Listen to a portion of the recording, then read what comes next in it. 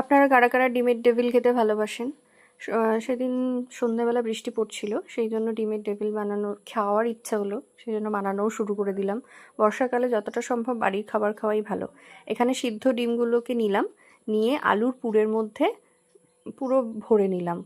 আলুর পুরটার মধ্যে আলু, সিদ্ধ আলু, ধনে গুঁড়ো, জিরে গুঁড়ো আর কাঁচা লঙ্কা, শুকনো লঙ্কা, পেঁয়াজ, আদা রসুন বাটা দিয়ে একটু নাড়িয়ে নেওয়া ছিল কড়াইতে। এবারে প্রত্যেকটা ডিমকে এইভাবে কোট করে নিতে হবে আলুর পুর দিয়ে। তারপর ময়দার যে গোলাটা ছিল, সেই ময়দার গোলার মধ্যে ওই পুর ভরা, মানে ডিমের পুর ভরা আলুটাকে কোট করে তারপরে ব্রেড ক্রাম্বসে দিতে হবে। ব্রেড ক্রাম্বস হচ্ছে নর্মাল স্লাইস পাউরুটি কিনবেন আর সেটাকে মিক্সিতে ঘুরিয়ে নেবেন, ওটাকেই ব্রেড ক্রাম্বস বলে। তারপর আবার এটাকে আমি ডবল কোট করেছি, তারপর আবার ময়দার গোলায় দিয়ে তারপর আবার কোটিং করা। ডবল কোট করলে খেতে খুব টেস্টি হয়, বাইরের ক্রাঞ্চটাও খুব ভালো আসে।